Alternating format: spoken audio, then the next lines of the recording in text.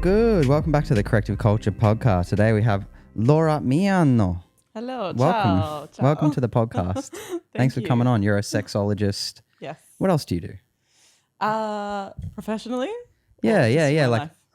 Who are you? Who am I? Who am I? Anger management scene? Do you remember that? Anyway, but go on. Usfraba. Oh, no, that's not that movie, is it? It is that movie. Oh, is it? Yeah. It's like, no, not what you do. Like, who are you? It's like, no, that's what you like. Who are you? So cracks it. Fully. Okay, well, maybe I'll cover all bases. Yeah. But yeah. So, yes, I'm a sex therapist. I have my own practice in Melbourne, but also see clients online. I specialize in treating lots of different kind of sexual concerns. So things like sexual pain, performance anxiety, erectile dysfunction, low desire, anything, any kind of like sexual concern really is what I will treat, as long as it kind of involves the mind. But yeah, a lot of my work is actually focused on men. It kind of started off more women focused, but now it's kind of changed. And yeah, I really like supporting men to overcome sexual concerns, because it's really something it's hard for them to talk about in other areas of their life. So yeah, it's quite rewarding to be able to provide that space. And yeah, I mean, with my practice, I kind of plan to grow it and turn it into more of a group clinic. I've got another sex therapist starting later in the year, so that's all super exciting. Perfect. So yeah, that's me on a professional level. I would say personal level, I'm a bit of a family girl, very, very close to my family. We all live like a 5-minute walk from each other. Cool. It's very like Everybody Loves Raymond Yeah, type situation. sick. I love that show. Yeah, it's really cute. That's such a good show. Love cooking. I have like such a love for making just really extravagant food. Nice. Yeah. Pasta. That's how I like pasta? pasta. The other yeah. day I did a leg of lamb on like a Monday night. That's nice. Sick. Yeah. It's like how I unwind during the week. Yeah, cool. Yeah, and just, like going out for nice dinners with friends and staying fit and going to the gym. And yeah, just Why trying to be sex? balanced. Like, what got you into being a sexologist as, a young woman? Yeah, so originally I actually was working in fashion for a few years after I graduated school, but decided to go back to school and study psychology, because I always had an interest in psychology. Like in school, I used to always go home from school and watch psychology documentaries. Right, okay. I really loved it. Yeah. Had a bit of a science mind. So Do you like the serial killer ones and stuff?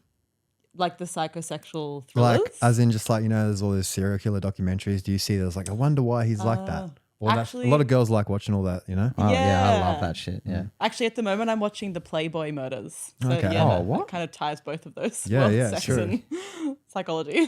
Yeah. Two favorite things. Yeah. What's that on? It's on Binge. It's Oh, really good. true. There's like 3 seasons of 6 episodes, and Oh, each one is a sick. new murder. Right, been so okay, many. I'm on it. And Yeah. it's legit, like it's real. Yeah, it's all a true Holy. story. Crazy. That is crazy. Yeah. But yeah, so I went back to school, studied psychology. Always, in the back of my mind, I always thought it would be really cool to be a sex therapist. But I mean, when I was in school, I guess aspiring to a career like that probably was a little bit too. I was a bit too young. It was also at a time when sex was far more taboo than it is now. So I think trying to pursue that at that time would have been a little bit too daunting for me, especially like telling my family and all my friends, like they all just would have been like, are you sure? But I think, from a young age, I was always quite comfortable talking about sex. In my family, like my mum used to always make funny jokes like amongst me and like the girls in the family. And it just turned sex into something that was a little bit lighthearted. Yeah.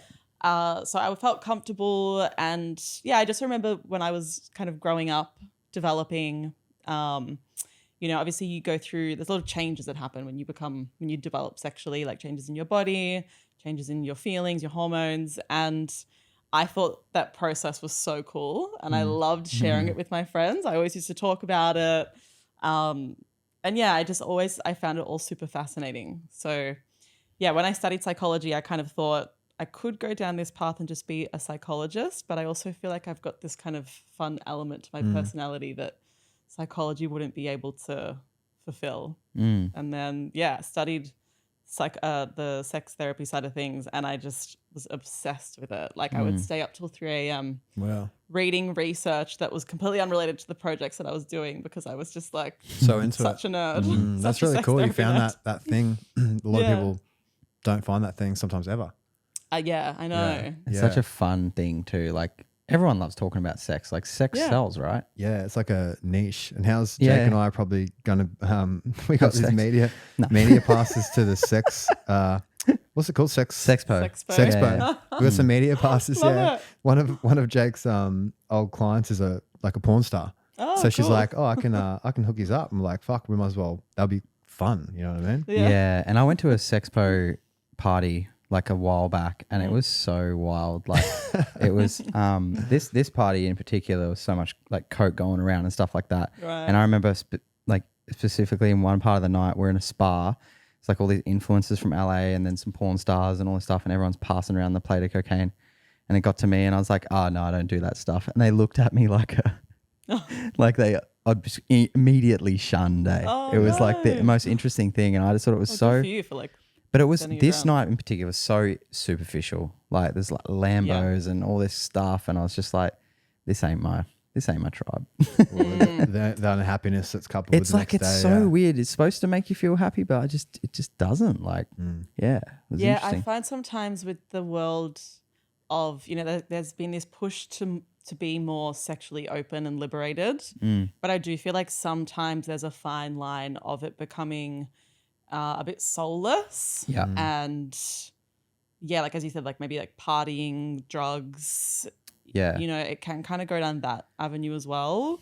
So Well, I think we live it in a does funny feel time. really empty, and I'm sure like the listeners, anyone who has broken up with someone tries to fix it with sex with someone, and then they feel that empty dark hole inside himself where it's like, well, that was supposed to fix it, but I still feel the same. You know what I mean? Like I feel like it has to be something entirely different. It has to be deeper Yeah. because we're a soul, really. We're a spiritual being. We're not really designed to like it. Just nothing material is going to fulfill your soul. I had a conversation with a guy at your Tensions event. He's the guy that went deep and meaningful with me straight away.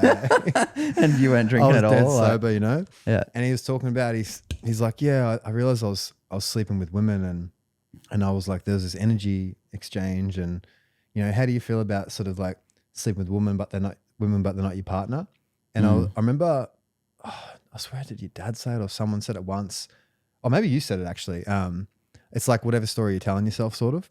Yeah. So I remember I was thinking, like I've slept with women before and we're not together and that doesn't weigh on me like some big negative energy exchange because it wasn't negative. It was like a playful, good time, Yeah. going to Meaningful. dinner, meaningful. We had a good time. There's no expectations. You know what I mean? Yeah. And it was beautiful. But it's not. Yeah. There was no. I just told him, I was like, man, as long as you're not lying, as long as you don't Yeah. say, hey, we're going to be together, or you want, as long as you're just honest, Yep. then it's like it's fine. Like Paul, he spoke about it. He Yeah. goes like, I love just. He goes, I'm on the other side of the world, and he goes, if like some Russian chick comes up to me, I'm not going to go to dinner with her. You know what I mean? It's just like yeah, it's like the fun, the it's an excitement. experience, and it's not. Yeah. It doesn't degrade my soul, but I understand if you go to the extreme, the damn Brazilian life of that, Yeah. where you're just fucking every day Yeah.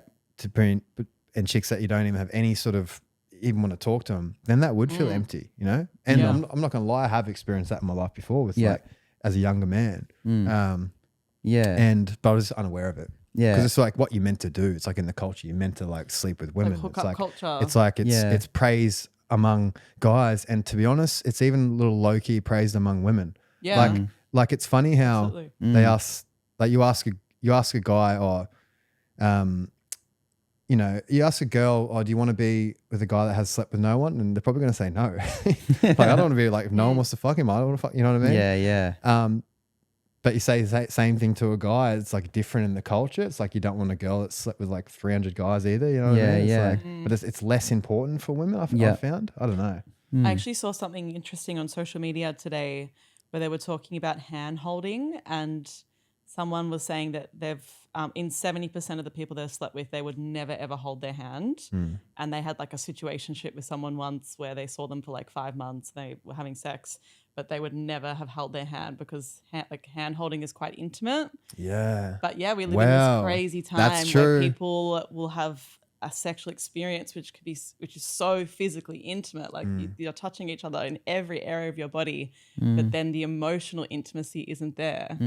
And I think in some ways it can be empowering and meaningful, and but I think maybe in terms of what your friend was saying, like how maybe it's like empty sex, I think we're going through a bit of a challenging time in society with that, because I think sometimes it's like dressed up as an empowerment, but I don't think it is. It's definitely not. And I think he was actually just looking for something else in his life too, and that just happened to be happening at the time. Like if you're still doing what you want to do, you still focus on your goals and that just comes with that. As long as that's not the focus. Like women, getting women should never be the guy's focus, because as soon as that is your focus, you don't get women.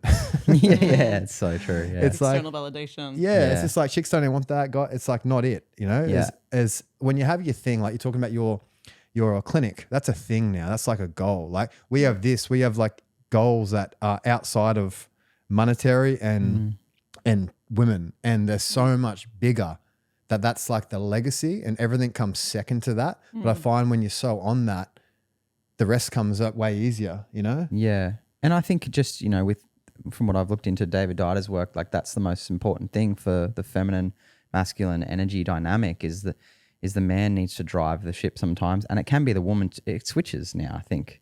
Like I think sometimes like we're just so different now and everything's so different. It's switching a little bit. Like you get a lesbian relationship and there's one girl that's going to lead, you know? So I think it's just the feminine masculine, but it's interesting that that's the way it's kind of going, hey? Well, there's got to be the polarity, right? Without the polarity, it's like exactly who's going to fuck who? I remember Joe Russian in this course we did, she was like, if there's two feminine energies in the bed, then who fucks who? You know, like it's like it just you lose that. You know, you need that battery. You know, I think it can probably change in moments throughout the experience. But yeah, I think it's ideal that at a moment there is someone more in charge and someone more being led. It's a wave of like energy, right? But I still think there's like this deep inner knowing deep down who's the dominant and who's the pusher and puller. And I think I haven't experienced really that changing too much, but I think that later on in life it might, when you have kids or you go through menopause or the man, I don't know, does whatever. But it's like, do you agree with that, or do you think it's like, do you think it just stays the same? That maybe later in life the person that's like in charge might change. Yeah. Or do you think guess it's innate in us? I guess it would.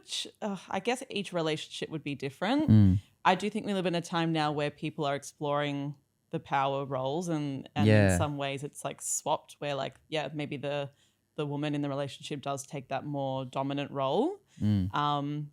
But I do also feel like sometimes we go one way where people are really exploring, you know, how gender roles can change, but then sometimes it goes too far, and then like I know for myself personally, I was quite interested in that for a little while, like in how gender roles can change around.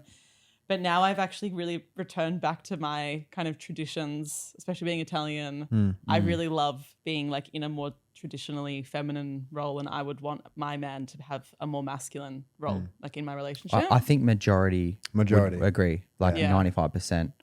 Just about every woman I talk to agrees with that, but you'll find they're usually not as vocal in talking about it online and that. They're not going to say, I disagree with that so much. You're only hearing about these ones that are super disagreeable, like, no, I think it should be whatever this, I'm happy being 50-50. But fuck, guys don't even want it. Like, I don't know, it wasn't in the culture. We were never taught as a young guy, like rite of passage, the way it's meant to be. Well, the way evolution has brought it up to be. And there's, without a doubt, you can see like, okay, I lived with a couple women recently, and both of them like, I just want to be a stay-at-home mum. I just want to like cook and bake cookies and shit like this, you know? And I'm like, I love that you love that. Yeah. Because I do not want to do that. Well, that's attractive, dude. Yeah. It is. Because it's like, it makes the guys easier because he's not going to do that. And then the guy can eat up stress generally. Like, there's no cycle every month where it's like, oh, they need to lay down for a couple of days and that. I can just, I'm always the same. Every day I'm the same. There's no cyclical up and down with my hormones and stuff. So it's the rock, right? It's the rock. It's the masculine that they want because they're going to feel safe knowing, oh, is it Tuesday? Is he going to be pissed off? Or is it Thursday? Is going to be like, I'm always going to be the same. And I can see living with the girls that they're not, right? Yeah. There's this up and down. Yeah. But I can see that sometimes, like I was even talking to my friend Ellie, who's like a full boss type chick. And sometimes she goes, oh, I'm just done with this boss. I just want like Ross to just cover everything. And he already can, you know what I mean? Yeah. And they just end up going back to that. And then that gives a guy a purpose too. Like it makes a guy feel good, you know? As long as and I think there's a truth. Today's truth is so much different to the truth, which is like how we evolved. We would go out and hunt, and there was these traditional roles, and now it's kind of, the far left and the far right, and it's like, it's just I can see how confusing it can be. I think also because I think those traditional roles existed because of our environment. Going back to hunter-gatherer times, the men needed to go and hunt because they were the faster, bigger ones. They could take that on. And now we live in an environment that is so easy for humans to live. And I think that's why gender roles have kind of changed. Yeah, I think that's why gender roles have started to change. There is space for that because the environment doesn't demand it as much. Exactly. But how many years do you think it was like that for? Yeah, I think there's still these innate things that I think make that's it feel like natural. obviously we're changing, our DNA is changing, but I think like it's so ingrained. It's like the reptilian crawl into a baby's crawling. It'd be like thousands of years. It's like a flash in the pan of evolution. But that's still only the last not even 50 years probably, Yeah, that it's flipped. And it's because societal, you need two incomes for most people. Yeah. It's just the way it is. Like I have a single mum, right? My mum was like, is the masculine.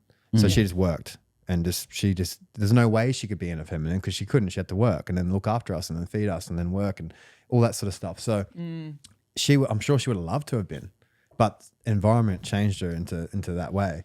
And because money had to come in, Yeah, so it's exactly. And these days, if you're buying $1 million house, for most people, you're going to have two incomes for that house. But that's just the norm. I That's know, just the it norm. sucks, Yeah, I just love the traditions. It's like, I know. I just wish that it could stay more like that. And there was a thing someone pulled up the other day. Who was telling me, one of my roomies, he's like, this percent of women, they want a guy that is this, earns this amount, does this. And I think it was like pretty unreachable. Even just like to say a guy earning like even say 200K a year was Chump still change, yeah. I'm joking. I don't own that. Don't know assuming I don't own that. Yeah. But that still was less than 1% of people or something, bro. That's like one. Yeah. And there's all these women chasing this one guy that does that. Yeah. And they want him to be able to do this. They want him to be able to defend him. They want him to be this height and not shorter than them and all this sort of shit. Like there was so many things that end up being like, everyone's single basically. Well, wasn't there a study done on like a tribe that was like, you'd think that there was 25 women in I think it was 25 100. men. Oh, it was 100, sorry. And the 100 women wanted to sleep with the 5 most like alpha guys. So it was like, no, that was it. There was 100 guys, 100 women, and pretty well 5 guys fucked 100 women. Yeah. And the women didn't touch the other 95 guys because they're like, we'd rather share these guys and be with these guys. Yeah, okay. Because these guys were just better for whatever reason in I that wonder tribe. what those guys look like. Yeah, what are those guys? What Just are they? absolute stallions in the tribe. I feel like you kind of see that in these days in like the 95%, with like the loneliness epidemic. I think there's a lot of men that are struggling and they're quite lonely and they're not sure how to better themselves. Yeah. And maybe they struggle to make connections with women and they're becoming more and more isolated. Yeah. Yeah. And porn comes into that a lot as well. Yeah, for sure. It's funny. I had dinner with this girl like about a year ago, and she was telling me her ex that they broke up recently, and he goes, she wanted to watch porn with him. She was in bed. She was, this chick's very highly sexual. She wanted to watch porn with him, and he's like, nah, I don't watch that. I don't want to watch that with you. She's like, oh, okay. Turned out he was masturbating to porn like 5 times a day at work and shit. Like fully had a porn, like couldn't contain himself. Yeah. And I was like, whoa. And this is what Walden talks about. Like the more someone pushes something away, generally there's like something going on there. Like no, it's not a big deal if she wants to do that, if, whatever. But if he was so against it, because he was so addicted to it. Yeah, he was ashamed. Yeah. And a lot of the time he wouldn't even know How do you that. even do that, That's dude? his shadow. where's his Yeah. sexual energy? Like 5 times a day, that's insane, dude. What's he getting up to? You know, like, Yeah, I know. Well, maybe that's where I feel like you come into it, because it's like the guy can come and talk about that and actually let it out and maybe get a mirror in his face and say, hey, like, if you're masturbating 5 times a day and you're with this woman that you don't want to have sex with, there's probably something deeper going on here. Absolutely. And that's like, men just push shit deep. We just hide it. And then we're like, it'll be right. But if you're not talking about it, it's not all right, because it's going to come out in your body in an illness, or it's going to come out with something. Like an addiction. Yeah, an addiction. And I think the truth is always scary, but that's where the gold is. That's where you're going to grow the most. So like, just a quick story. Like, my dad wanted to be not monogamous, and he's with my mum, and they split up. Mum and dad both got sick. But I think I remember talking to mum, and she was like, oh, I just wish he kind of told me that he wanted to sleep with other women, because I was really highly sexual too, and maybe we could have done it together. You know, it could have been this thing that didn't have to like break. You can evolve together, but that would have required a lot of like spiritual courage and truth. And I think in relationship, so many people have that same thing. Like, you're not going through it alone, whoever you are. It's like no relationship's perfect. I don't care what you say. Yeah, people are afraid to like communicate and be vulnerable and be honest. Yeah. Yeah, absolutely. And I think with porn, especially like a porn addiction, often that is how they're coping with like stresses in their life. So they feel stressed, they struggle to manage, their day-to-day life. And so porn becomes this place at the end of the day where they can just block out the world and just feel good. But then it's like a bit of an addiction cycle where it's a quick feel good though. Like, yeah. Is it? Well, it's like a super stimulus. So it's it like floods 10 the brain. second feel good now. Yeah. Depends. Some people might do it for like 5 hours Yeah. a day. Whoa. Actually, Yeah. like heaps of times continuously, or like just like 5 hour marathon. You'd expect continue, like as in stints. Depends. Have to be like, Stints, gaps. yeah. close. Yeah. Yeah. They edge himself for 5 hours. Yeah. But often it is a way to kind of avoid like hard feelings. Yeah. Avoid like the things that I think look too addiction's a funny, it's like, where in your life are you not like truly being yourself? Like, addictions then become addictive. Like, I don't find things super addictive. Like, I just feel like if I start to feel addicted to something, like I know I need to control that. So yeah, it's like, I don't know, what even are addictions, eh? I know Paul says like anything that doesn't add to your life and your end goal would be an addiction. So obviously, if you want to be a health practitioner and you're drinking alcohol, actually, that's not a great example, because if you're drinking, it's probably pretty shit. I mean, addiction is usually addiction is a way to regulate your emotions. So you feel something and then you use the addictive substance or behavior to then feel better. Yeah. But what would technically classify something as an addiction is when it's kind of taking away from your day-to-day life. You know, you can't work as well, or you can't have other relationships as well as you'd like to. Yeah. Maybe you struggle to cut back when you want to. You know, you're preoccupied with it. You think about it a lot. Yeah. And just your quality of life is less because of this thing. Like, your mood is worse. And the other thing is, like, you know, you want to stop as well. Yeah. Yeah. Right. Yeah. Okay. With the guys that come through, like, is there like a pattern? Like, what's the biggest story that you hear? Is there a common story that you always get from these guys? One thing I see a lot is the impacts of porn, actually. So often there's, you know, erectile dysfunction, so struggling to stay erect, or not getting erect at all. Also premature ejaculation. So that's where they would like lose control. You know, if you're losing control at 10 minutes, that's not premature ejaculation. It's more like if it's within the first couple minutes. Yeah. I had that. Yeah. Yeah. So, but often porn, when someone's watching porn a lot, they, can often have those. Yeah. You think it'd be they would have trouble finishing if they're watching porn a lot, instead of like finishing super early. Yeah, I know. And I think it's like to do with the sympathetic nervous system. If you're sympathetically dominant, that leads to premature ejaculation. So I think yes. when I was a kid, like I just almost nearly had to look at a woman and that would happen. And I actually started buying numbing gel condoms and I just numb the shit out of my penis. And then, there was no point to sex whatsoever. I didn't have an emotional connection, didn't feel anything. But all I did it for was to tell my mates, like, I hooked up with this chick and like I'm cool now. You know what I mean? Like it's so when I got my first girlfriend, I finally felt like what it was like to actually have a connection with someone. Yeah. And I was like, but And it's why did it so stop? common. How did it stop? Breathing. And I cleaned up my diet. Genetic. Yeah. Yep. Breathing, cleaned up my diet. And then when I was 19, I met that tantric sex teacher who showed me how to breathe and like circular breathe with her and all this kind Slow of stuff. sex. So I had this like guru chick come in. Great. I actually thought about like how funny it would be to call her one day and just talk about it, you know, even on the You should get her on the podcast. podcast. Yeah. Yeah. I Interesting. think she's married now. So I don't, Okay. I don't know. And she'd be like, maybe like close to 60. Wow. Yeah. It's crazy. How old were you? You were, She was 43 when I was 19. okay. So I'm 36 now today. Yeah. Yeah. So what would that? Quick math. And her name is? No. Yeah. Anyway. Yeah. So that's the common thing. So if you have a guy, so that's let's say finishing early.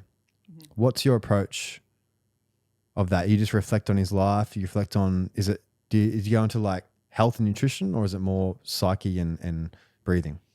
Yeah, well, I would do an intake. So I would understand what might be leading to it. If they're watching a lot of porn, that would be playing a factor. If they do struggle to slow down and engage their parasympathetic nervous system, that would also be a factor. I would also just kind of assess how much they're able to assert their own needs and boundaries.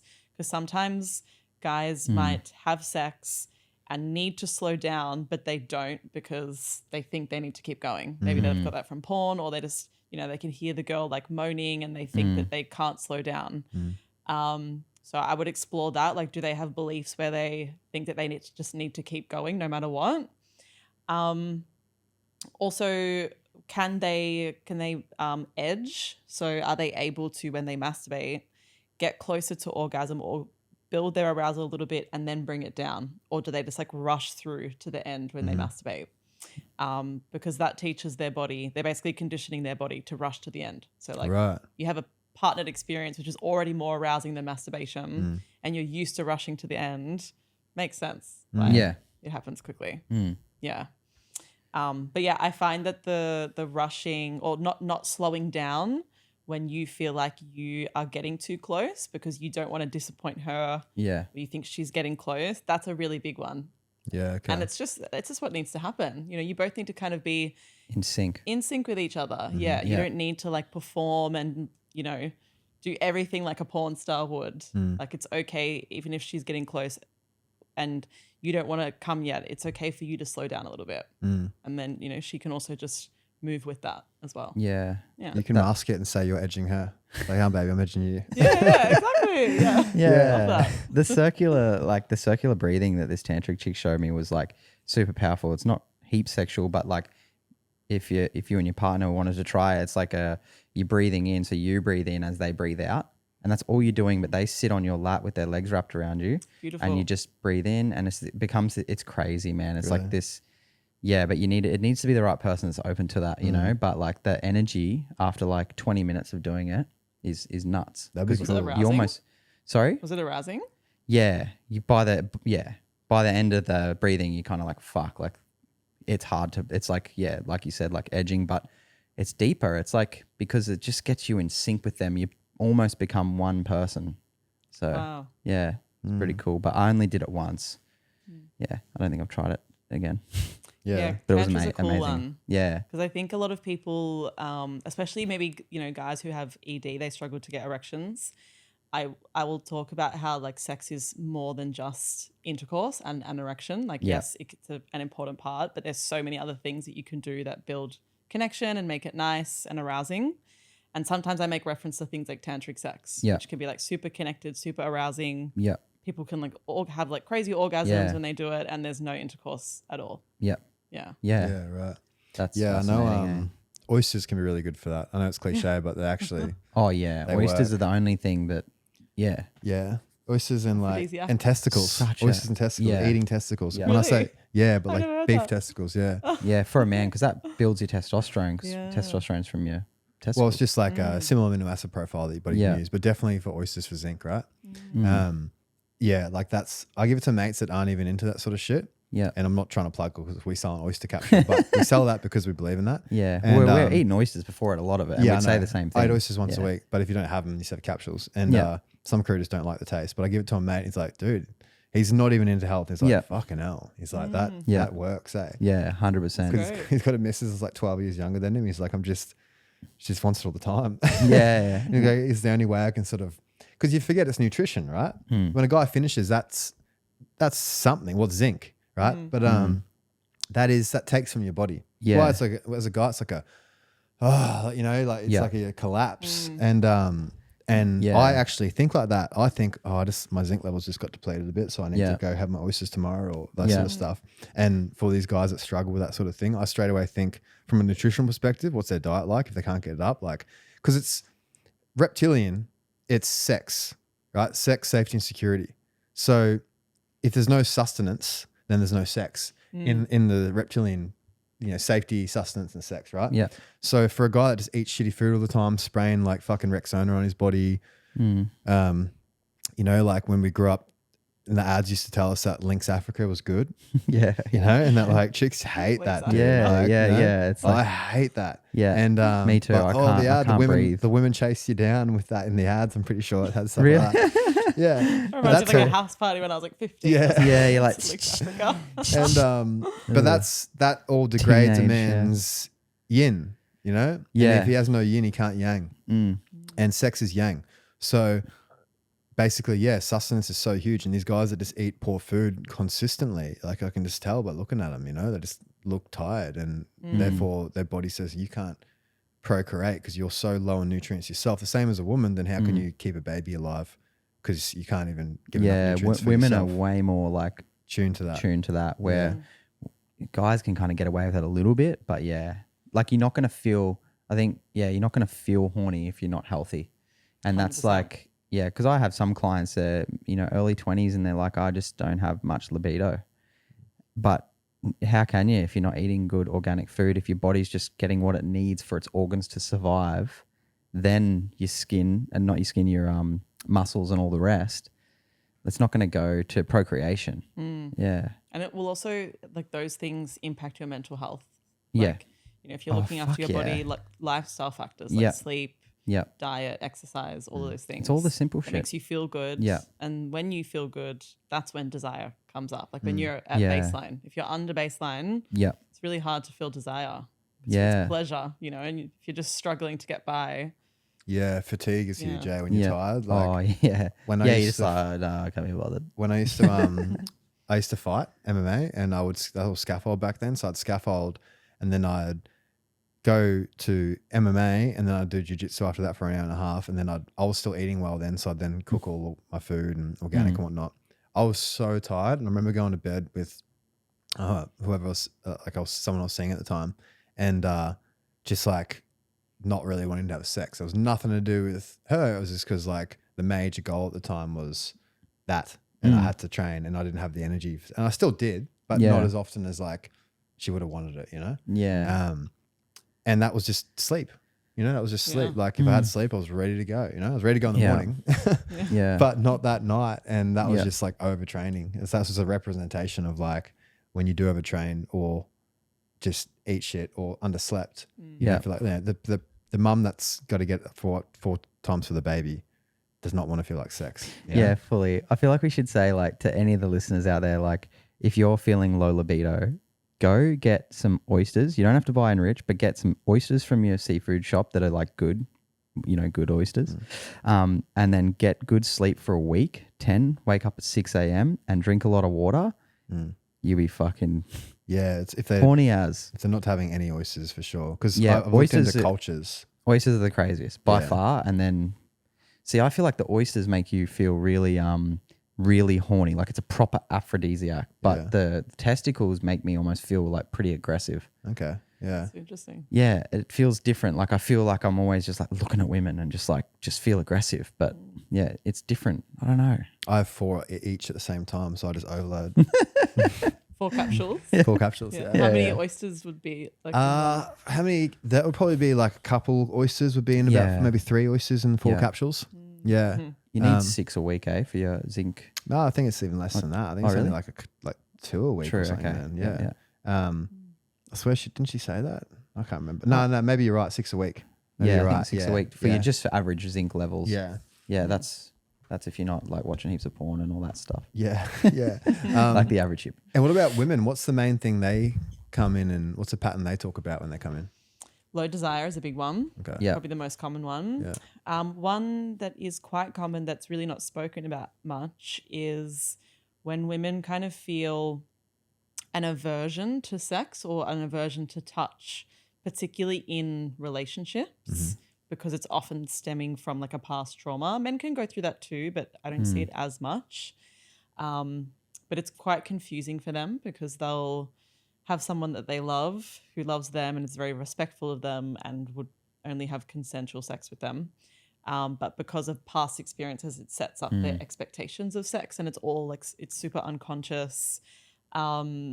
And they don't trust sex, and they're super confused because they're like, why am I not wanting to have sex with someone that's like beautiful and loves me?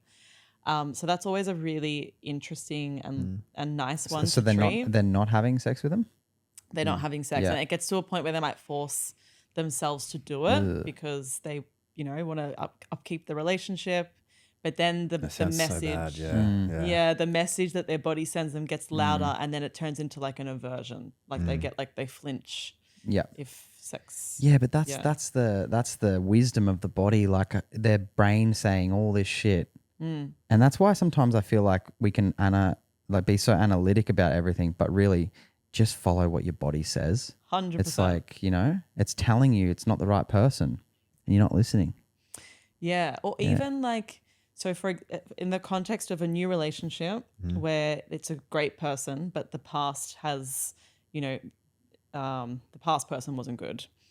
Where I would say like follow your body is if you feel like you just want to kiss your partner, but you don't want to do anything more, follow your body. Follow that message that your body is sending. But because of our, porn, movies, lack of education on sex, people might think that if they're starting to kiss, that everything needs to happen, that it's like jumping into a full experience. Yeah. So, and for someone that needs to build trust back, it's too much. Yeah.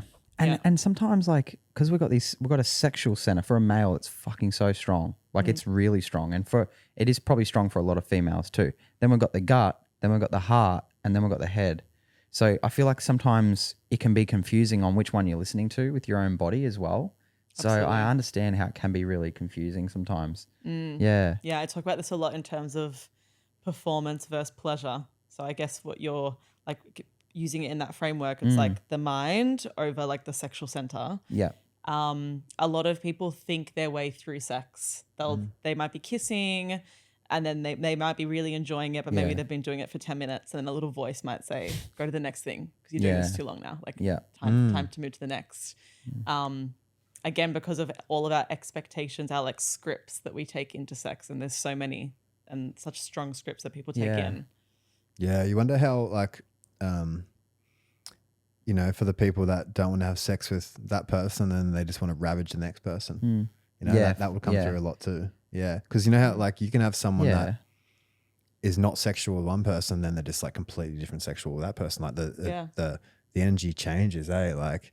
And what's right, like, because like I've had the craziest sex life with like a psychopath, and then I've had like a not as psycho sex life with someone who I had actually want to be the mother of my kids, So it's like, you know what I mean? It's weird. It's weird, and that's not right.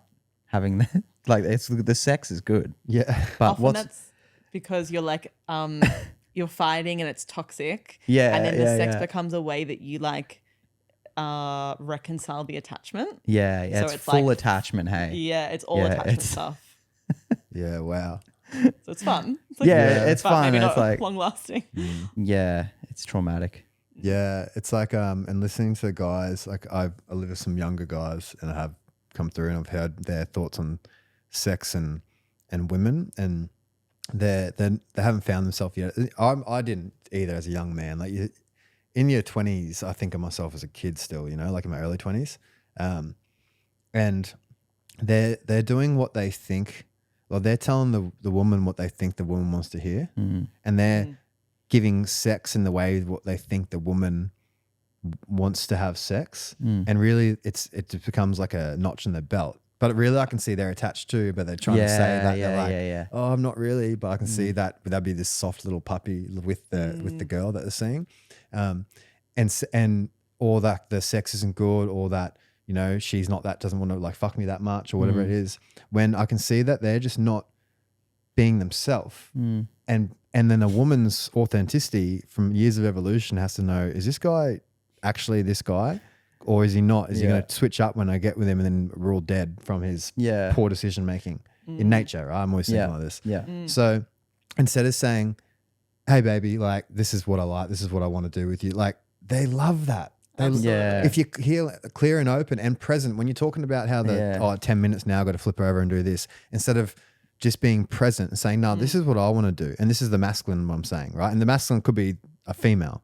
This is what I want to do, and this is how I'm going to do it. And I'm not going to even, sometimes someone, I can't remember who was talking about, like voice it, say, I want to do this. But even that in itself can kill the energy. And I know deep down, this girl doesn't want me to ask her. She wants me to just do it, but do it slowly, engage her energy to see if she likes this energy or not. You know what I mean? Like, and feel like, say some girls like being choked, right?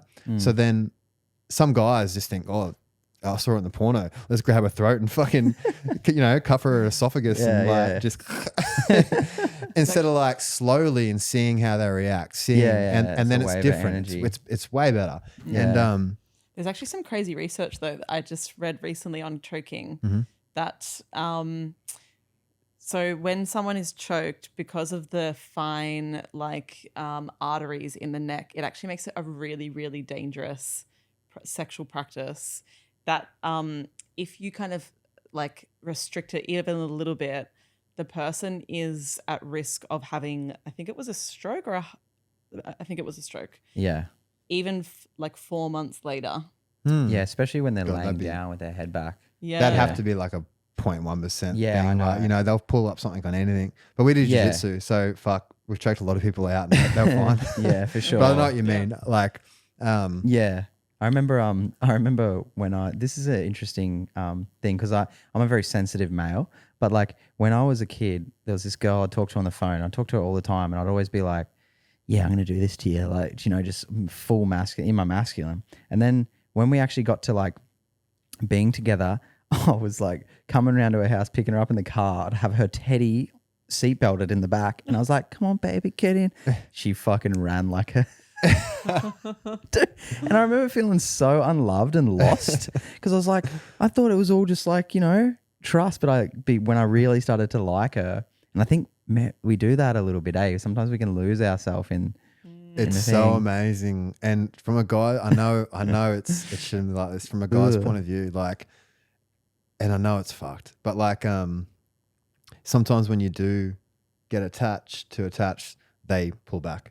Right, from a guy's experience, it's happened at some stage in every guy's life. Yeah. Yeah. What's your take on that? Like, as a female, like, well, I think if is a it guy, cringe? Like, if he gets too attached, then I feel like he's leaning on you. He's leaning on me too much. Yeah. And I want to feel like he's the strong one, and I can kind of lean on him. And I guess that's what it really is. When there's too much attachment on their end, they're looking to you to like meet their needs.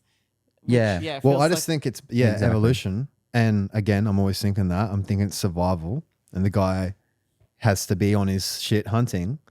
If he's just following me all the time, like, what are you doing? You got the Mongolians got to be conquered, you know? Like, we got to we got to take that, like, you know, it's just aspirations, wanting more, wanting a better life. Like, and just, it's like, it's like that. Yeah. It's like that. So like the more the guy is focused, I read a book. It's a really good book for guys and maybe yourself. It's called Entering Her Vortex. It's from Jackal El Malik, something like that. And cool guy. He's like an African-American guy from New York, I think. And I think he's around our age, but he's deep. And it was really powerful for me. And I've told a couple of other boys I can see making mistakes in the way they're communicating even around women. So what I notice some guys do is they'll infantile themselves around a woman. They don't know they're doing it. They're like, oh, how do I do the washing machine? Oh, sorry, like, can you, like, when really they can just fucking Google it and get it done, you know? Yeah. Or like, oh, I don't know how to book that. Like, what do I need to do? Like, Yeah. and they don't know they're doing it. They're But like putting the women in the masculine. Yeah, exactly. And maybe they're doing it in other ways, but they're doing it in these little ways. And I'm aware of this. I hear the dialogue people talk about. And when that happens, the woman subconsciously will hear that too. And if that goes on unchecked for too long, she'll start to be repulsed by him slowly because it breaks the rules. Even like, I know this is the way we spoke about this. I had a friend that asked this girl for dinner, and I know, but it is the subtleties and everything's the subtleties. And he was like, I would love to cook this for you or something like that, right? Yeah. She didn't end up coming over for dinner. And I was like, nah, bro. I was like, you're cooking this and you're inviting her to join you, but you're cooking it anyway. Doesn't matter. You're not taking your whole day out and going shopping for her and cooking it for her. You're cooking this and you're going to show her your life. And if she wants to be a part of it, great. If she doesn't, see you later. Because there's 50% of the people on this earth are female, you know? So I kind of feel like that it would be okay for him to be like, I want to cook this for you. But like, you say I'm that. cooking this for you. I don't know. Yeah. I'm cooking this for you. I'm cooking this for you. Yeah, like, that's the I'm going to put subtleties. effort in, you know, to show you I like you. Yeah. But like, this is what I'm doing. Yeah, exactly. I'm subtleties. cooking this for you. Yeah, that's exactly that, right? Yeah. But that's the subtleties. Instead of saying, I want to cook this for you, you're asking her if you can serve her, basically. And like, what do you mean, dude? You got to do your thing. And say, hey, I'm cooking this on Saturday night. Would you like to join me? You know, I'd like you to join me. No, See, I feel no like stress either way. I'll put myself in that guy's shoes, and if I was to message a girl and say, I'm cooking this for you, hey, I'm cooking this for you, like I would feel like that would scare them away probably. Like I feel like more like you could ask them what they like to eat or something. Like, I don't know, I feel like that would be... I find with restaurants, you know, I don't mind it when a guy is like, what cuisine do you like? So he'll ask me for See, like that's cool. some of course. input. Yeah. And then he figures it all out. Or he'll be like, would you like this option or this option? He gives me two options. So if some guy messaged you and said, hey, I'm cooking spaghetti bolognese with a side of this and a wine just for you. Just for you. The just for you. Yeah, the just for you too. For you. Okay, for you. Don't even say for for you. You would have a subtle You would have a subtle be like... I think what I would like is, hey, I'd love to see you again. And I want to cook this for you on Saturday night. That's Are you nice. free? Do you want to join me? Mm-hmm. That's pretty nice. I think something like that. Yeah. Is fine. Okay.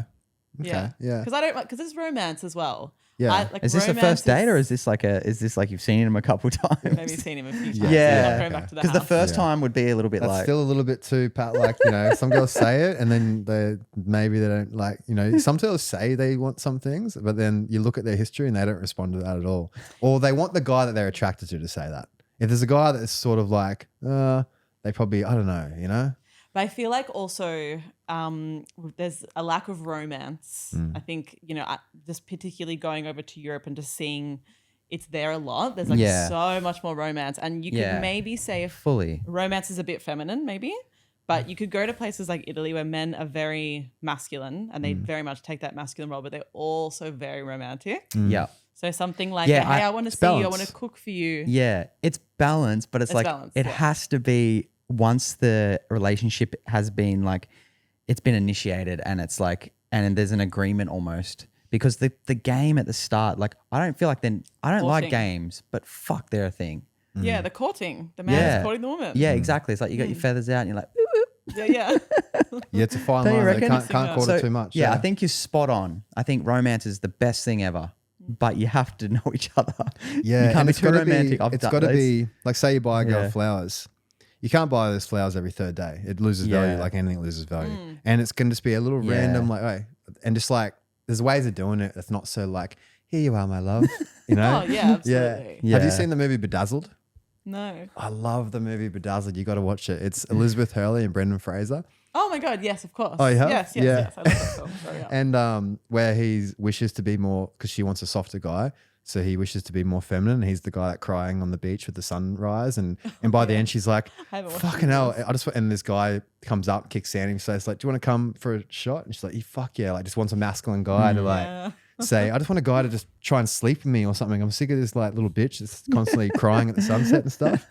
That'd be me. So So that's the balance, right? And you see these Yeah. extremes, these polarities where you can see you see the guys that are way too almost inauthentically trying to be masculine, where it's just not even coming across as real, where it's like you can have that softness too, you know? Yeah. But you can't lose yourself. A man can't lose himself in chase for a woman because then she will leave. And it's just the way it is. And I know, but it's the more you do that and the more you're just on your path. So back to that book, basically it's like a divine feminine, divine masculine. So when you look at a divine masculine for a guy, he talks about your legacy. What are you here to do? What's your gift to like everyone's got their gift. Everyone's got their thing. And we're meant to share that to the world. And in my opinion, that's more important than anything, any relationship, anything. It's like what you're here to imprint on this world. Like everyone's got their thing. Yeah. But it's not like it doesn't have to be separate.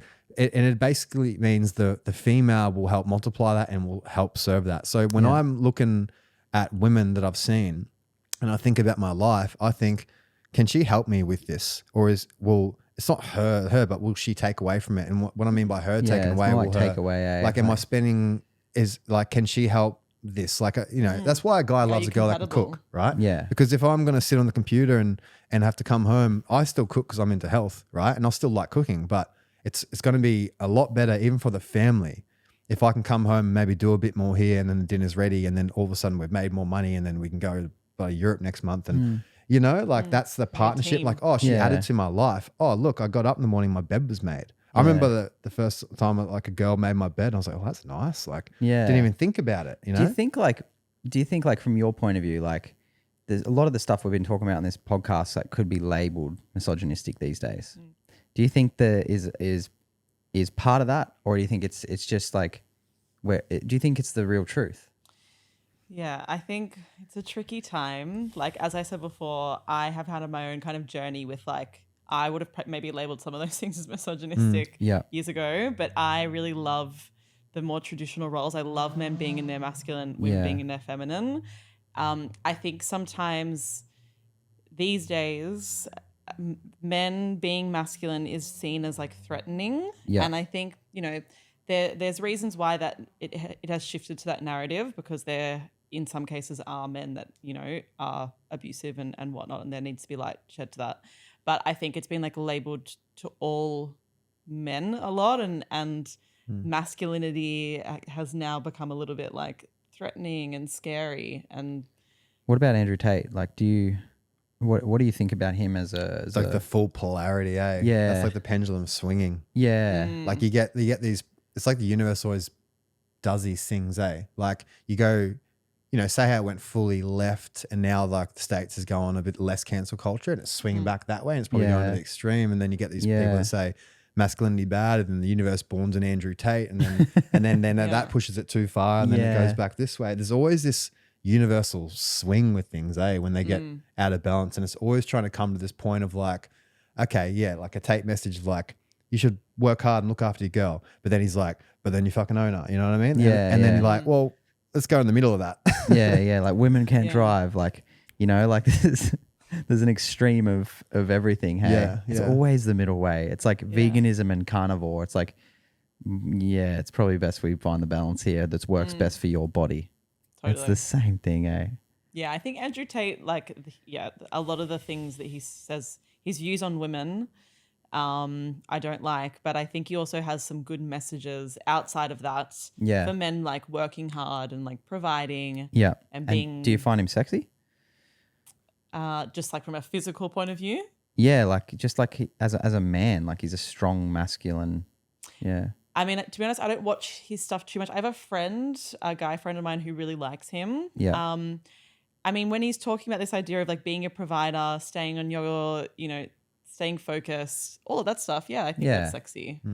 But there are just some really extreme views that he has about women. So I don't know, I guess taking that all into account. Yeah. I think a lot of like Muslims, you know, they have 5 wives and they have this like crazy kind of like you don't talk back if you're a woman and all that kind of stuff. It's so the world is a crazy place.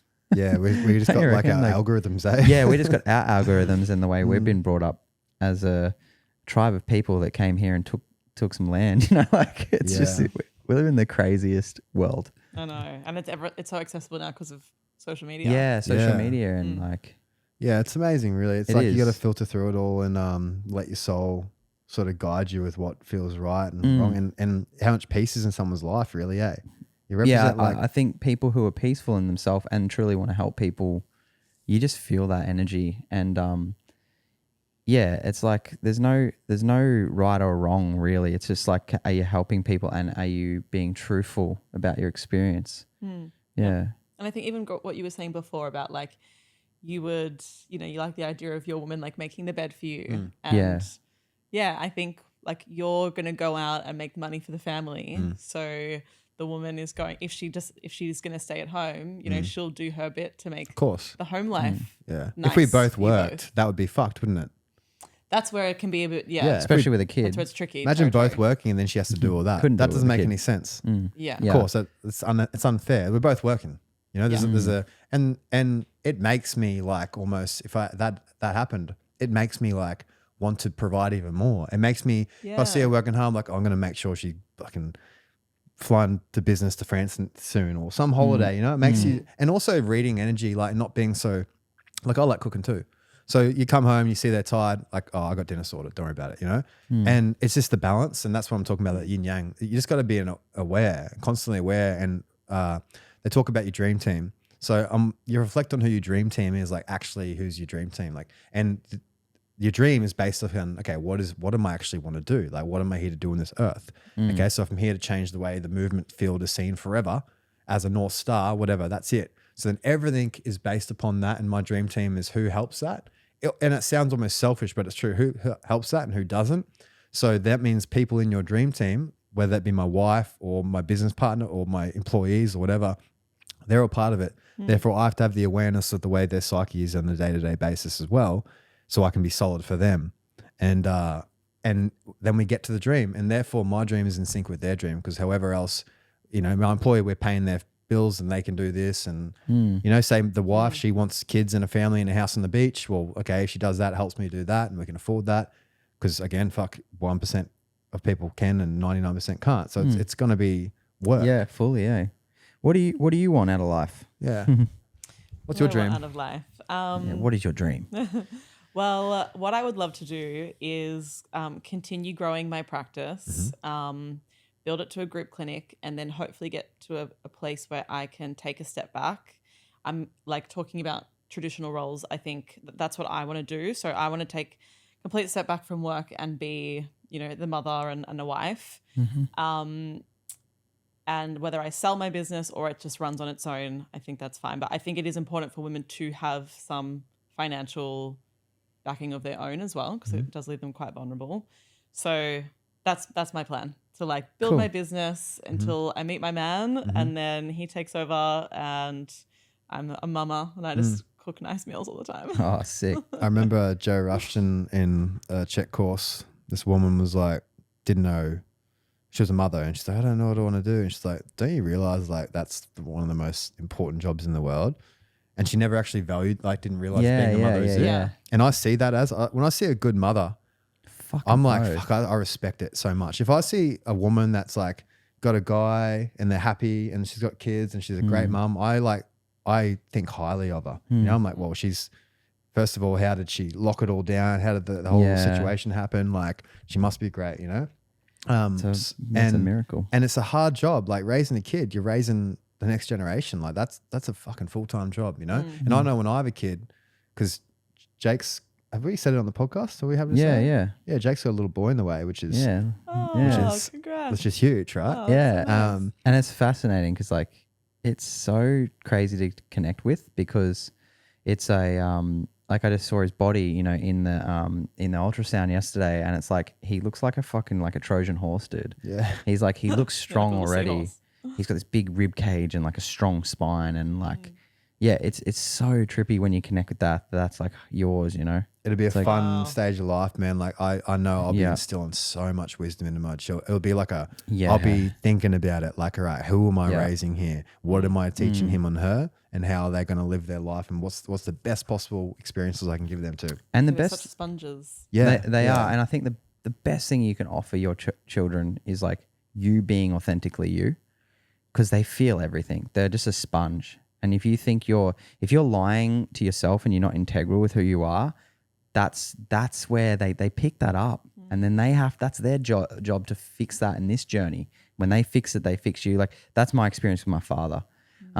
So yeah, my whole thing is like, okay, how can I still merge more into the authenticity of who I am? And I think that's the best thing you can offer your kids, because they see it. They see it whether you like it or not, Yeah. Yeah, you can see your parents shit, Yeah. because it's in us. Yeah, it's in us. It triggers us. Yeah, it does. Even things like how parents relate to each other. That's something that I ask my clients in session. Like, were they not kind to each other? How did they problem solve? How did they express love and care and affection? Because kids just watch that and it's all modeled to them.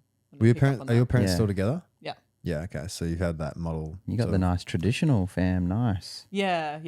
Yes, I have. I mean, not like a whole heap of, affection and whatnot shown, like a bit more traditional, but together and a very stable, household. That's cool. I guess. Yeah. My mum was just always calling my dad an idiot and shit. Is that why you always call me an idiot? Nah. What are you, stupid? Yeah, what are you fucking? Yeah. That's so funny. So, okay. So, what's a piece of advice you have for, let's say like you work mainly with guys, don't you? Is that right? These days it's probably 65% men. Yeah. Okay. So a piece of advice for the men out there that are wanting to have their best shot at finding a woman and their approach at doing that. Because a lot of people are single these days. It's like the breakup season, I feel like. Everyone's breaking up lately. Yeah. Okay. I would say firstly, work on self-development things like, have a goal, stay focused, get fit, look after your health, wellness, all of those things, diet. On top of that, I mean, I have encountered a lot of people are afraid of commitment. They want the nice end goal and the nice dream, but when it actually comes to finding that person and committing to that one, there's like this worry that maybe that the next one would be better or this one isn't right. And, I think like at a certain point you just have to dive into the deep end and try. So if that little fear comes up, listen to it with a degree of caution, but don't be afraid to like lean in. Yeah, well, leaning in will give you the answer you need anyway, whether it's right or wrong. That's so true. You just got to go all in, Yeah. And I've been guilty of not going all in. And it's limbo is also a decision. So you got to make one, you got to live with one. So you might as well just go all in or all out. Yeah. But yeah, a non-decision is a decision. Yeah. Yeah. Yeah, absolutely. And what about for women? To find their one. Well, yeah, not even to find, just to put themselves in the best position that, someone would like, I'd rather be with you than this person. You know what I mean? Like same for the guys. It's like that, right? You're going to choose the guy that is fit over the guy that's not fit, right? It's almost like a pretty similar thing, isn't it? Almost a similar answer, but it may differ a little bit. Yeah, I would say, get in touch with yourself, get in touch with your vulnerabilities. I mean, that applies to both.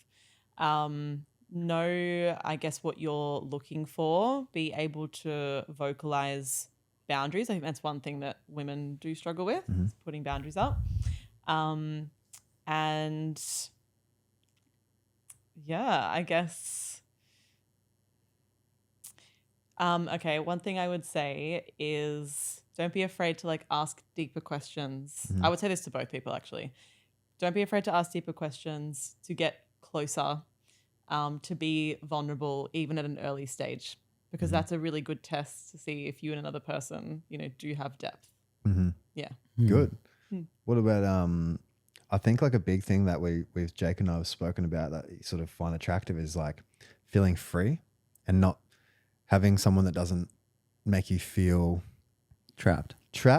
And what's the word? Like that adds to stress. Like you got a life that you're doing all your things. Is this person back to that divine masculine feminine? Does it add to stress? Like where, say you haven't texted back quick enough and they're on you about it or something, right? But then they can voice that, But then the guy can say, yeah, that's okay, but this is still me. Like this is the way I am. Yeah. Take it or leave it, you know? Yeah. And then it's like almost like a guy is it's so attractive when a female isn't concerned about you like running off and doing something, assuming you're the guy that is like that. You know what I mean? Like if they're like, because they know, oh, as if he's going to leave me, like, fuck, you know? Yeah. Yeah, it's confidence. Yeah. Yeah, it is. Yeah, And that comes from self-love. I feel like men want freedom, women want safety. So like that self-love, it's hard because like we all have our shit, we're human, but like if you truly love it, like think about jealousy. What is jealousy really? Because I had a lot of it when I was a kid, but it was just low self-love because I didn't love myself enough. I always thought someone was going to leave. So that it's the grossest energy. So really like when you build enough self-love, you got to get okay with them leaving. Yeah. You got to be fully okay with it. And I think that's when you get to that point, they won't leave. It's like a paradox. You're more like magnetic. Yeah, you're just like, all right, sweet. Like, because I've thought about this a lot. It's like, if you're in a relationship and you truly love someone, it should be as close to unconditional love as possible. So you should be able to say, if they cheat on you, you should be able to look them in the eye and say, hey, I'm not going to put up with that, but I still really love you as a human. That's as close to conditional love. Well, real unconditional love is the story of Christ, you know, them killing him and him saying, I love you anyway. So I feel like it's hard to get there as a human, but if you can get to that point, like say if they say, I'm going to leave, and you say, okay, well, I truly respect and love you as a human. If that's what you need to do to be fulfilled in your journey, then I love and respect that and I'll see you later. Odds are if you're at that, that's unique. And if you're at that point, I think maybe they won't leave you because you're like, you know, that just feels nice to me. I don't know. Yeah. Well, you're on your path anyway. So no matter what, with them or without them, you're still going there. Yeah, and it still hurts. Obviously, it's not like, and it's so easy to say it on a podcast, like all enlightened. Yeah, but when it's happening to you, you fucking bitch, get where's the nappies? No. Yeah, I feel like if it's like cheating, they've hurt you anyway. So it's almost kind of in a way it's easy for you to say like we're not aligned. For sure. Yeah.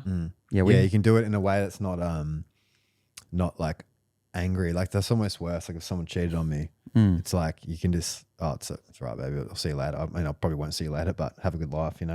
Yeah, and that's almost like worse than I fucking hate you, blocking and all that sort of shit. Like, but it's hard. Not many people can do that. Yeah. Well, I think it's okay to be angry. You know, if someone hurt you like that and like deceived you and broke the trust, like of course you'd be angry. Yeah. Yeah. And just not try not to stay in that for too long, you know? Yeah. Express it, get it out. Yeah, exactly. Because it just weighs on you. Yeah. But yeah, it's interesting, eh? It's so cool talking about this sort of stuff. Eh? Yeah. I know Rum Dust says, and this is fucking pretty out there, but like he's like, if you're cheated on, that's your work to do on yourself. Okay. Which I kind of believe that. It's like, why did you attract that? You pull yourself straight out of the victim role and you go into, okay, how can I move forward? And yeah, it's an ownership. I see it like that too. Yeah. I see it like that too in regard to like, how did I not see that coming? Yeah. And also why did I get cheated on? Where was I lacking? Not that it is finding blame, but I get power in that. Whenever I look at any breakup I've had in my life, I get a lot of power in seeing what did I do? What did they do? How did I not? Okay, sweet. Won't happen again. Move on. And then it helps you just detach from it a little bit quicker. Yeah. Because often it's a sign that something was wrong in the relationship. Yeah. Needs weren't being met. Conflicts weren't being resolved. Yeah. Something wasn't happening. And then that person went astray. I think needs are, if a need isn't being met, then you have to exit that relationship straight away because a need, really, we've got needs like water, safety, security, like maybe some touch, like some feeling safe would be a need. But usually it's wants, eh? Well, there's like fundamental needs, like basic human needs. But then there's like emotional needs. Yeah. And that's where like, the relationship it obviously needs to meet your fundamental needs. But yeah. So what's an example of like some fundamental needs in an emotional state for someone in a relationship? Because like I'm trying to think, what would a fundamental need? I would say fundamental needs would be more like safety, like shelter, all of those things. Yeah. I mean, sorry, relationship needs. Just being able to be safe, feel safe, feel heard, feel like respected. Yeah. Feeling like you can voice how you feel, the other person will listen and care. Yeah. But then there's like, more unique needs like wanting to be able to have the same sense of humor, Mm. wanting to be able to tell a joke, and your partner like finds it funny because But that's that would really be a meaningful want for you. because that wouldn't be a need because that'd be like, why would you need that? It depends. If it's meaningful for you, if humor is a really big value for you, then you might go into a relationship and really need someone to do that. Otherwise, you're not happy. Yeah. And then you might need to find a new relationship. Like if this one thing isn't there and it's something you really value. Yeah. It comes down to your value system. Okay. Yeah, I guess, and you can look at it as a need. A need feels more like this is who I am, and I need this. A want feels more like I kind of want that. You know, like I feel like a need gives you that like staunch, like nah, that doesn't serve me. I want this. Yeah. I do something in my sessions. It's called like the traffic light system. So Yeah. there's like green, amber, red. Yeah. So green are things that like you're really keen to try and do and accept. Yeah. Amber is like not 100% keen but open to it. Yeah. If the other person, it's important to them. Red is like no. That's cool. So maybe you can put it like needs is like green, wants is amber. Yeah, and, cool. Boundaries red. Yeah. Sick. Fuck, that's cool, eh? Yeah. Oh, damn. I always do this, dude. I was about to say something. Oh, yeah. You know, when you see like how we talk about this and then because you would do it all the time, you view other people's relationships and you've lived with people and you can see where they went wrong. Like you can really, like I remember listening to couples talk and I can see, I can't believe these motherfuckers are together. Eh? Like how, and I can just view it all. He's saying things to make her feel stupid. And then she gets angry and then she says little things that's going to get under his skin. Yeah. And it sings, it's like, why'd you do that, you idiot, and that. And I'm like, whoa, I've never had a woman I've been with talk to me like that. And I've never spoke to them like that. Yeah. Because that would piss you off. It'd make you feel, it starts this thing and it's got to be nipped in the butt straight away. I remember Marky said this once, right? He was driving and his chick was in the car and they're married, they've got kids now. And she called him an idiot. They were pretty young. He goes, oh, you idiot. He like pulled the brakes up. He goes, oi. He goes, you'll never call me that again. He goes, we're not going to be that relationship where we call each other idiots and whatnot. Nice. You know? And then she never did again, right? Yeah. But this is these little like, people don't realize right, until they get pulled up on it, you know? And guys got to get pulled up shit and girls got to get pulled up and stuff. Because it's like, if it doesn't, it just repeats and it'll happen again and again. So these like, that's where you talk about these boundaries and people don't set the boundaries. And when you set them, which that's what I'll do in my next relationship, like be clear from the start, hey, this is what if this line gets crossed in any way, we don't even need to talk about it. The relationship will be over. You know, it's just like, and I almost say that for myself as like, I said this, so now I know I'll live by it. Even if it gets hard to do that in the future, I know that I've said it. I just won't go back on that because it's my pride, I guess. Yeah. I found that every relationship I've ever had with anyone is always for every level, there's another devil. So it's like, that might be for now, but when you get into it, there will be another challenge because the whole goal, the whole reason we're here is to raise our consciousness. And whenever you say to the universe, I've sorted that out, there always is another fucking thing that like hits you from a different angle. Like, fuck, that got me. I don't know. Do you find that?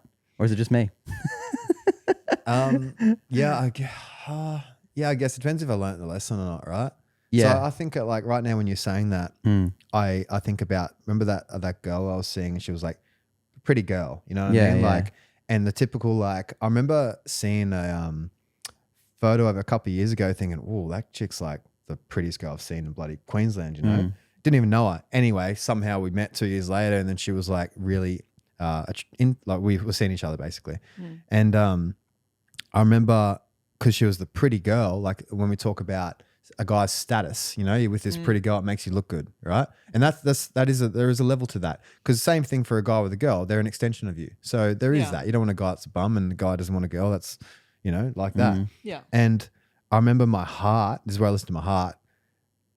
She was laying in bed one time with me and hope she's not stalking me still or something. I don't know, listening to this podcast. Yeah. And I remember I just felt an unattraction. I felt it was like a soul thing. Like I felt like this one's not the one for the rest of your life, you know? She's very like beautiful but superficial and I could feel she was very needy of my love and whatnot. And I remember just like, I'm just going to trust this. Like it's hard to walk away from this right now, but I did. I ended up leaving. And I think that was like a test from the universe. Like, oh, you want to stay with this like, you know, this model type chick, but she's not, you know, because that shit fades so quick. Looks fades so quick. And what's left is their soul, right? And I'm aware of this. You could be with bloody Megan Fox and I know within 3 months if she starts like doing something annoying. Starts yapping. Sorry. That's a joke. That's a joke for the listeners. I'm calling that out. But you know what I mean? It gets old. But those same people, you can get someone that say isn't, on the magazine isn't as like pretty, but when you're around their energy and the way they talk, I'm like, whoa, that person's sexy. Like something about them that is so attractive. I know. The way they speak and the way they hold themselves. And that's the extra, right? And I feel like that should be from your soul. That should tell you that, because I listened to it and I left, and I'm glad I did now. Yeah, for sure. Yeah, I do also find some male clients of mine struggle with desire in long-term relationships because there's a focus so much on the physical side of things and like looks. Yeah. And sometimes, they struggle to like connect deeper. And so at the start, it's exciting because it's also about them. It's like they can get this girl. Yeah. So like they are excited by it and they have desire. And then once they get her and the attachment's there, it's locked in. Yeah. Then there's no other thing driving them to keep that desire up because the looks fade. Yeah, I know. Yeah, there's so many pillars. And that's like having the shiny diamond or the shiny car, but like, there'll always be another hotter person around. Exactly. It's just the laws of the universe. But like, it's like that. I feel like it has to come from a fulfillment of inside yourself. Yeah. It has to. And then you meet the person like, I'm not huge into, like, obviously I've got a pretty girl, but like, I've never been huge into looks. Like some of the chicks I tell you I'm attracted to, you're like, well, really? Like, it's just interesting. Eh? Yeah. As in, like, I'm not putting them down. No. Just like, I think we're different, different tastes. Different tastes. But it's also when you get on this health journey, when we talk about the 1% left of the girls that want the guys over $1 million a year, whatever. Yeah. When you're on this health journey, not a lot of people are into health. And when you're on that health journey, when you talk about the red light, that's a red light. If they're not into eating well and they're not into going to the gym, and that's my whole, I love that, then I don't care how good they are on the other aspect. I will never commit to that, because I see health. Sometimes people just think of health as like eating good or whatever to get abs. But I think of it like, I'm thinking, when we're 50 is cancer. Is her choices is going to degrade the body. Are they going to lose them? Like, because the sexual attraction does matter. You want a girl that goes to the gym, looks after herself. If they don't do that, it doesn't just represent an unhealthy body that you don't have sex with. It represents their choices and the mother of my children. Yeah. So if my kids are going to act like this, I expect my woman to, because I do. And I want that. I want to train them. I want to, like. Is that important to you? Gym, like going to the gym and No. health? I mean, like, would that be the same for you as if you're picking a mate? Like health. Yeah. Yeah, no, absolutely. Yeah. Oh my gosh. And it's become so much more important to me. Like, particularly like I really like guys that don't drink too much. Like they don't really ever get drunk. I'm really attracted to that. Yeah. I think most girls would be. Like, who the fuck wants a messy? Yeah.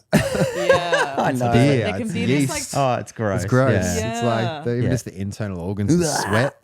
Other drinks, they stink too. They get sweat. Yeah. but there is such a culture of that, I do find, of like partying and being like, we're going to go crazy today. And it's like a fun thing. Yeah. But I think maybe just like the older I'm getting, I'm just kind of like, no. For sure. I love a man that's just like focused and getting drunk and doing all that stuff. It just doesn't feel masculine. Yeah. And it's not. It's like the same with the girl that's on the piss all the time, or a girl that smokes cigarettes. I'm like, nah.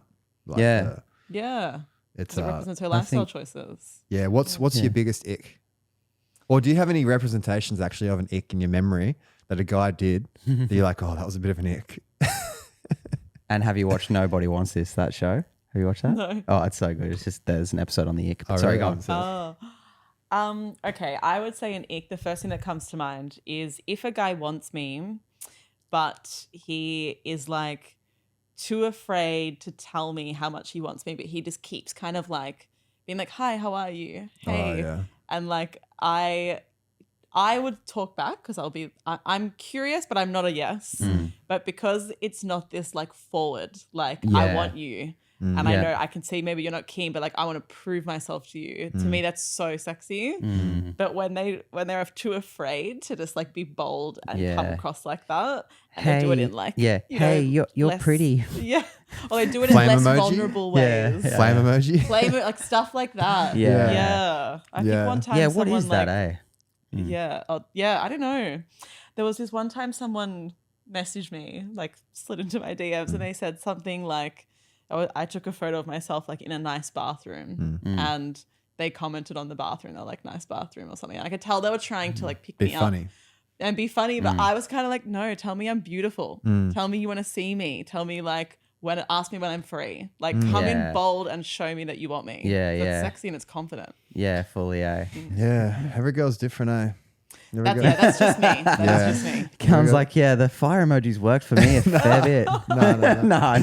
Yeah, it's like, because I mean, obviously the guy that you're not really attracted to is saying, you know, I'm beautiful is you're going to ignore too, you know? So sometimes humor is always good. Like making a girl laugh is always key. Yeah. But, and what were you saying about, being clear, and if you really break it down, always put them in their shoes. If I say, hey, how are you?